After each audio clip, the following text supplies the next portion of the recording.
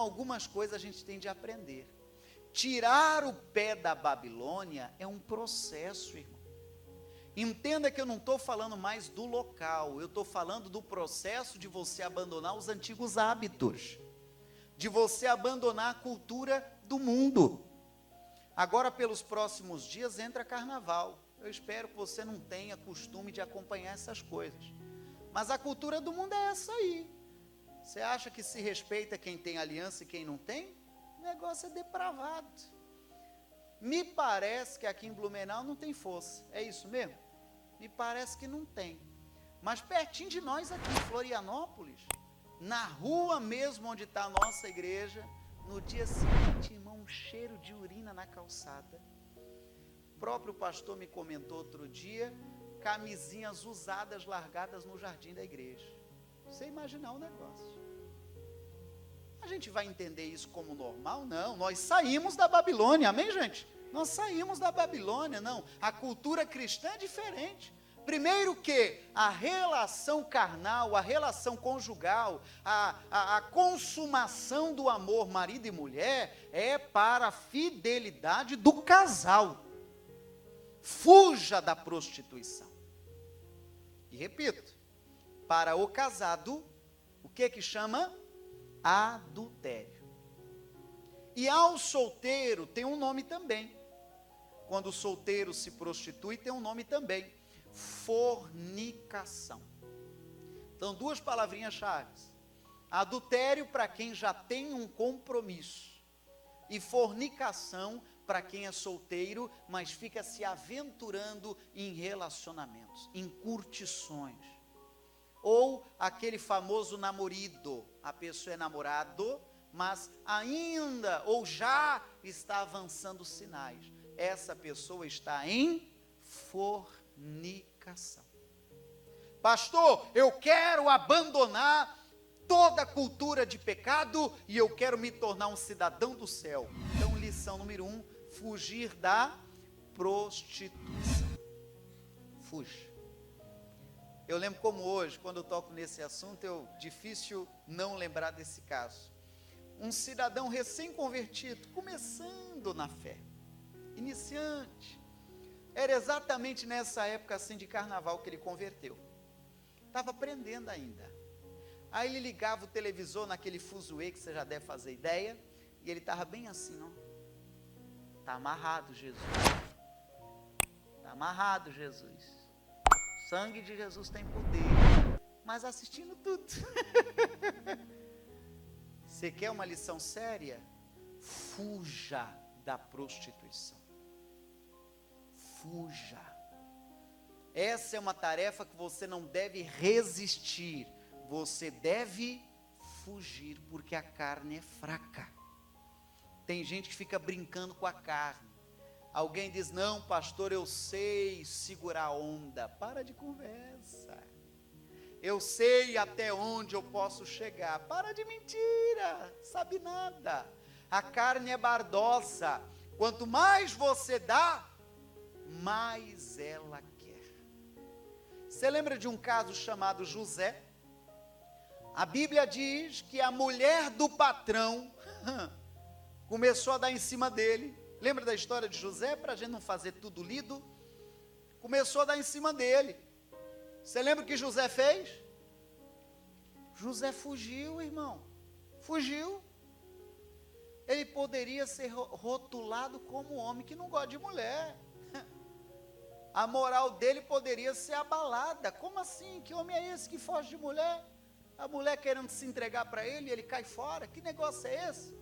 Diz a Bíblia que ela grudou na roupa de José. Vamos dizer que fosse um paletó como esse. Ele se desligou do paletó e sumiu. Nesse caso, a mulher ainda ficou com a roupa de José.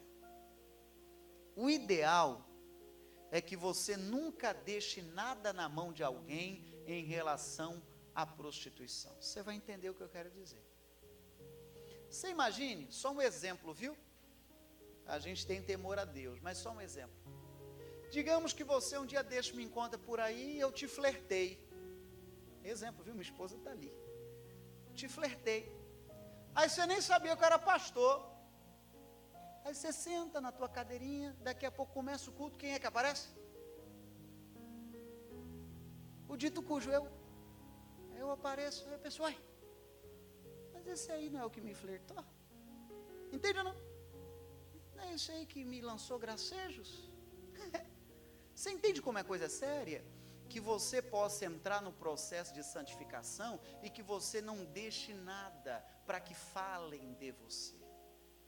Que você não deixe motivos. Aí dentro disso daria para navegar e fazer até uma curva na mensagem, mas não é o caso. Segredinhos entre marido e mulher não é saudável. Esse negócio de ficar pondo celular com senha, rede social, tudo travado. Tem marido que dá o cartão, mas não dá o celular. Está mais barato a mulher pegar o cartão do que pegar o celular. Está escondendo o quê? No projeto original da Bíblia, o Adão e Eva não vestiam roupa, eles ficavam nus. Na ideia de que no casamento não pode haver nada para esconder. Transparentes um com o outro. Quem entende, balança a mão de que estou entendendo. Tem mais leitura, pastor? Tem. Olha mais o que diz a Bíblia em Romanos 8, versículo 5. Irmão, esse assunto é tão sério, eu quero muito que você não se distraia e pegue a essência da mensagem. Romanos 8, 5 diz o seguinte: porque os que são segundo a carne inclinam-se para as coisas da carne, mas os que são segundo o Espírito, para as coisas do Espírito. Verso 6, leia. Porque a inclinação da carne é o que, irmãos? É morte. Mas a inclinação do Espírito é vida e paz. Verso 7, continue lendo. Porquanto a inclinação da carne, leia comigo, é inimizade contra Deus. Versículo 8, leia também. Portanto, os que estão na carne, leia isso aí, não podem agradar a Deus. Você percebe que coisa séria? Pastor, como que é isso aí que eu me perdi? Eu lhe explico. Existe um conflito, uma batalha constante da carne e do espírito. A natureza pecaminosa e a natureza de cidadão do céu. O apóstolo Paulo dizia que essa batalha, ela é constante. Essa batalha, ela é constante. Você se propõe fazer alguma coisa para Deus, você vê que luta é. Já te aconteceu isso? Já ou não já?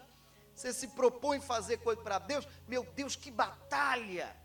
E alguém às vezes até desiste por causa da oposição. Não desiste não.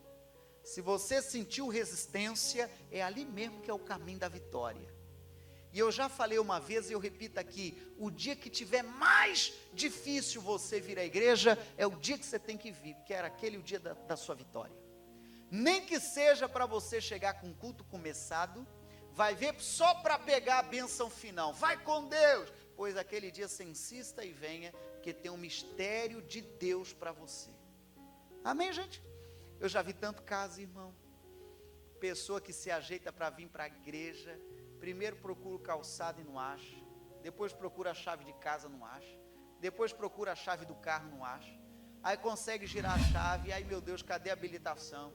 Aí acha a habilitação, reserva do carro, parece história de filme, mas tudo verdade. Aí a pessoa vai para o posto, chega lá para abastecer, cadê a carteira? Que luta! Atendi um caso desse uma vez, mas a pessoa perseverou e foi. Sem dúvida, no mundo espiritual, aquele dia era o dia da vitória dela. Só os valentes vencerão, né, irmão? Só os valentes vencerão. Deixa eu perguntar, tem valente aqui, irmão? Tem valente aqui? Então balança a mão, diga: ó, eu aqui, pastor. E aplauda Jesus para a leseira não te apanhar. Diga aleluia, Jesus. Então você percebe o que a Bíblia está falando? Que a inclinação da carne, obedecer aos princípios babilônicos, aos princípios da carne, faz de você inimigo de Deus. Aí alguém talvez me pergunta: pastor, estou começando a entender. E como é que faz para que o Espírito vença? Ou como é que vou saber quem vai vencer? Quem estiver mais bem alimentado vencerá. Se a tua carne estiver mais alimentada, é ela quem vencerá. Se o teu espírito estiver mais bem alimentado, é ele quem vencerá. Em outras palavras, não alimente a tua carne. Tem um livro que eu gosto muito de citar quando eu entro nesse tema. O nome do autor é Neil Anderson. Escreve Neil Anderson. No livro chamado Vitória sobre a Escuridão. Ele trata sobre esse assunto de nós não alimentarmos a carne.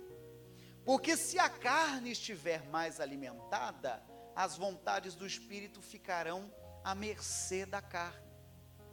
Então o que ele diz? Não alimente a carne não, alimente o Espírito. Quando bater o desejo de pecar, não dê combustível para o desejo. Entende isso, sim ou não? Não abasteça. É aquele que começa a pensar: puxa vida, parece bom, hein? Puxa, como seria bom. Vai ver alguém passa na porta do bar, até lambe os beijos. Se eu não fosse crente. Não alimenta, não abasteça a vontade da carne. Porque quanto mais alimentada, mais forte ela fica. Aí esse autor, vou voltar para a mensagem já. Ele recomenda e compara o processo de santificação com uma dieta. Imagine você que se propôs a fazer uma dieta. Talvez esteja igual o pastor, com dificuldade de fechar o paletó, mas abafa o cacho. Aí você se propôs a fazer uma dieta. Aí você diz: eu não vou comer guloseimas. É meu propósito. Verão 2020. Vou entrar no vestido de quando eu tinha 18. Vai ver, alguma irmã vai falar isso aí. Aí entra no propósito: não vou comer guloseimas. Aí chega o dia de você fazer a compra do mês. Está lá você, cheia de posição, convicção, de que vai fazer a compra e não vai comprar guloseimas. Mas você vê ao longe assim uma placa enorme: promoção, promoção, promoção. A irmã já entendeu tudo. Promoção. É só hoje. Aquelas falas chaves para atiçar a pessoa a comprar, né? Aí alguém olha aquilo e fala: puxa vida, olha, eu vou dar uma olhadinha, né? Bom, vai ver, foi Deus que me trouxe aqui hoje. Coloca até Deus no negócio. Eu não vou comprar, eu só vou. Vai entendendo como é a tentação. Aí o dito cujo já está lá pertinho da promoção das guloseimas. Aí ele vê mais pertinho, letra mais miúda, escrito: pague 3 e leve 6. Aí o olho brilha, né, irmão? O olho brilha, eu falo: Jesus, é o Senhor que está me abençoando. Isso é coisa de Deus. Mas eu lembrei que eu estou de dieta. Já sei. Eu vou comprar, mas não é para mim. Eu vou comprar para os meus meninos. Resumo, irmão, de toda a história. Você entendeu o que é tentação? Você entendeu, sim ou não? Você entendeu o que é alimentar a carne? É você ir dando esses saltos, sabe? Eu vou lá ver a promoção. Eu vou lá ver, mas não vou comprar. Eu vou tocar, mas não vai ser para mim. Eu vou comprar, mas vai ser para os meninos. Eu vou levar para casa. Aí, estando na geladeira, irmão, babau. Você deixa a dieta de lado e impossível comer um só. Então, qual que é a lição? Não dê alimento para a carne. Se você ainda estiver fraco, não vá ao mercado. Tem maridos que vão amar isso aqui, né? Eu sou um dos que vou ao mercado por necessidade, não é um passeio para mim não, é tortura. Minha esposa gosta, mas ela gosta de ir visitar todos os corredores. Tem alguma irmã assim ou não? Tem, a irmã já levantou a mão, aí depois que terminou, aí quer visitar de novo, para ver se não esqueceu nada. A irmã levantou a mão de novo, é um passeio de umas 3 horinhas, tá bom. Para muitos homens é tortura, tem alguns homens assim, eu já achei alguns parceiros aí, eu vou por necessidade, não é meu lazer não. Eu posso largar a marida lá e voltar daqui a pouco, é meu caso.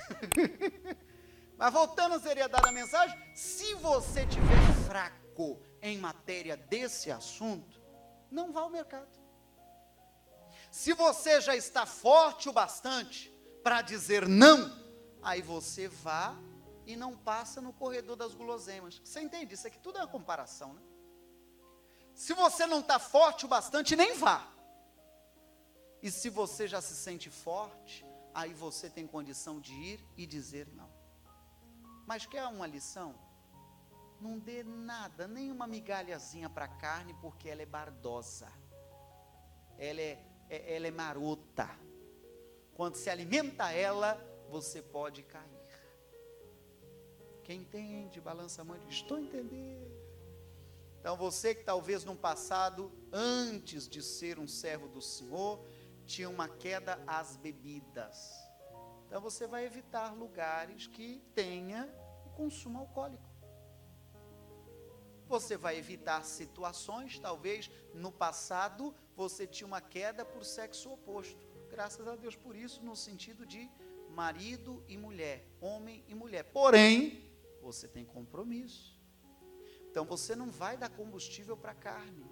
Você vai evitar situações que você esteja sozinho ou coisa parecida e tal e tal. Até manuseio de computador, você vai evitar, quem sabe até manuseá-lo sozinho. Porque quem sabe ali, alguém cai no pecado também. Entende sim ou não? Quem entendeu, diga eu entendi. Mas a mensagem prossegue. Olha só, Levítico 22, versículo 32. Então, sobre o que é que nós estamos falando? Vamos relembrar aqui em um minuto. Então, nós emendamos a mensagem com a mensagem do domingo passado. O que domingo passado falava, irmãos? Zorobabel. Ele foi usado por Deus para reconstrução do templo. E o que significa Zorobabel? Nascido em Babel. Então, ele tinha nascido dentro de uma nação pagã. O Império Babilônico era pagão. Mesmo ele tendo nascido naquele ambiente, isso não impediu ele se tornar um cidadão do céu. Amém, gente? E reconstruiu o templo. Seja a nossa história também. Levítico 22, 32 diz: e não profanareis o meu santo nome, para que eu seja santificado no meio dos filhos de Israel. Eu sou o Senhor que vos santifico. Leio 33. Que vos tirei da terra do Egito, que mais? Para vos ser por Deus. Eu sou o Senhor. Você entendeu isso, irmão? Sim ou não? Então Deus tirou, agora eu falava sobre Babilônia, né? Teve um momento que o povo estava cativo na Babilônia e o Senhor resgatou eles. Isso aí já entendemos. Mas houve um tempo também que o povo estava escravizado no Egito. E Deus também livrou, através da mão de Moisés, em relação às 10 pragas, eles receberam a libertação. Isso não é novo para nós. E a Bíblia diz que o Senhor tirou aquele povo do Egito, com qual propósito? Para que ele fosse o Deus deles. Onde entra a lição? Por que eu te trouxe nesse texto? Eles saíram do Egito, mas o Egito não saiu deles. Repete isso aqui. Eles saíram do Egito, mas o Egito não saiu deles. Aí eu poderia ler muito, mas eu não farei isso. Em Números 11, verso 1 em diante, a Bíblia diz que o povo, já livre, liberto, caminhando para uma terra que manava leite e mel, guiados por Deus, sustentados pelo pão que caiu do céu, que era o maná, sustentados em outra ocasião pela codornize, por carne, Deus fez carne cair do céu, guiados pela coluna de fogo e pela nuvem, nós conhecemos, já falamos disso outra ocasião, ou seja, estavam paparicados pelo papai do céu, caminhando rumo a um lugar preparado por Deus, uma terra que manava leite e mel. Sabe o que eles começaram a dizer? Estamos com saudades do Egito. Você bota fé, irmão? Caminhando, guiados por Deus, iluminados, dirigidos, supridos por Deus, com saudades do Egito. Olha só, eu te mostro. Números 11, verso 5. Eu imagino como isso deve soar no coração de Deus, né, irmão? Ele tira a pessoa do mundo, ele tira a pessoa que estava toda maltrapilha e devolve para ela a dignidade, retira dela os princípios babilônicos e egípcios, em se tratando de pecado, devolve a dignidade, faz dela a imagem e semelhança, devolve a dignidade e a fé e o caráter de Cristo, e a pessoa ainda está com saudade do Egito. Olha o que eles falavam, Números 11, verso 5, olha só, lembramo-nos dos peixes que no Egito comíamos de graça, dos pepinos, dos melões, dos porros, que se traduz por verduras, das cebolas, e que mais? Dos alhos. Esse mesmo versículo 5 na linguagem de hoje, olha o que diz, vai aparecer na tela, joga na linguagem de hoje para mim. No Egito, comíamos quanto peixe queríamos, e era o quê? De graça. O que mais, leia? Que saudade dos pepinos, dos melões, das verduras, das cebolas e dos alhos. Olha só, irmão, você entendeu o que leu? Sim ou não?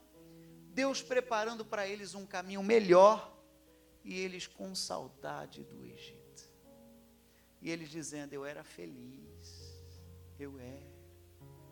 Eu imagino como o coração de Deus deve ficar triste, de pessoas que Ele traz, irmão, e devolvendo dignidade, e a pessoa diz que antes era melhor. Casos em que às vezes até o cônjuge diz, eu prefiro você antes de você ter sido crente. Você entende isso? Sim ou não? Agora você só quer ir para a igreja. Prefiro ser quando você ficava lá, todo largado, bêbado e mijava na roupa. Que coisa, né? Ou alguém chegar a dizer que prefere aquele tempo do que esse. Irmão, eu arrisco dizer que não converteu direito, não. Porque estar com Deus é infinitamente melhor. Irmão, aquela alegria momentânea, porque estava meio alegrezinho, irmão, aquilo ali não se compara com você estar lúcido como hoje, poder estar na casa de Deus numa noite quente como hoje, com luz ou sem luz, glorificando ao nome de Jesus. Até rimou isso aí, né? Você aplauda Jesus e diga, olha eu aqui, em nome de Jesus. Significa que você está entrando no processo de santificação. As tuas prioridades mudaram. Sim ou não? Mudaram ou não mudaram? Tuas prioridades mudaram. Você se imaginava uma hora dessa dentro de uma igreja? Vamos falar a verdade. Nem eu. Meu sonho de menino, não te contei isso ainda não, né? Meu sonho de menino era ser dentista. Era meu sonho de menino. Eu não gostava de social, não. Eu pensava, se eu for dentista mesmo, eu vou ser um dentista meio estilizado. Eu vou pôr meu jeans, meu all-star, minha camiseta e tal. E pensava nisso. É coisa de adolescente, né? social agora eu uso quase todo dia. O que eu quero que você entenda com isso? À medida que você tira as raízes da Babilônia ou do Egito, suas prioridades mudam. Sua prioridade hoje é que seus filhos encontrem uma pessoa séria, uma pessoa da fé, para poder se relacionar e ter futuramente um casamento. Sua prioridade hoje, pelo que eu creio, é que seus filhos estejam na escolinha enquanto você está aqui. E na escolinha nada de ficar, tirei o pau no gato, não. É ensinando na liturgia deles, na linguagem deles, a palavra da salvação. Amém, gente? As tias têm se empenhado nisso. E esse ano é o ano da nossa vitória. Você já andou olhando lá como está ficando as salas? Já olhou, não? Vai ficar um charme. Vai não, já está ficando um charme. E você diga, a gente chega lá. Tem uns ajustezinhos que eu acho que esses próximos dias agora termina. E Deus é bom. Mas o que eu quero que você compreenda com isso? Então, o tirar o pé da Babilônia, o tirar o pé do Egito, é um processo. Não é da noite para o dia. O povo saiu do Egito, mas o Egito não saiu deles. Entendeu ou não? É você que porventura já está vindo à igreja, glória a Deus, já está mudando um pouquinho os seus hábitos. Agora, vai mudando à medida que você conhece a Cristo, seus outros hábitos. Quem sabe alguém chamava nome, já vai começar a ser constrangido pelo Espírito Santo a não fazê-lo. Quem sabe colocava aquelas roupas que não sabe se era blusa ou saia, sabe? Andar 2 passinhos, tinha que ficar baixando, aí você já fica constrangido. E não é porque o pastor tem que ficar usando o microfone para falar isso, mas é porque você está tirando o pé da onde? Do Egito. Amém, gente? Está tirando o pé do Egito e está colocando o pé com dignidade como servo do Altíssimo. O papel do pastor é preparar pessoas para ir para o céu. Que Deus me dê esta graça aqui. Abro parênteses. Ontem, olhando o calendário, completei 7 meses na terrinha, irmão. Eita glória! Jesus abençoe e obrigado pela recepção. Já tenho até um blumenauense, você sabe disso, né? Que é a cara do pai. Então, qual que é a lição para a gente terminar, então, o nosso entendimento de hoje, irmão? A saída do Egito. Eles saíram do Egito, mas o Egito ainda estava dentro deles. Não basta você se chamar de cristão e ainda ter os hábitos lá do Egito. Peça a Jesus para te ajudar. Peça ao Senhor para mudar. E isso aí é algo que vem de Deus. Não é forçação de barra, não é o pastor pegando no seu pé, mas é uma obra que vem de Deus. Vai ver, num passado distante era bruto de pai e mãe, e agora dá paz do Senhor. Olha isso, irmão. Diga, Deus é bom. Quem compreendeu, diga amém.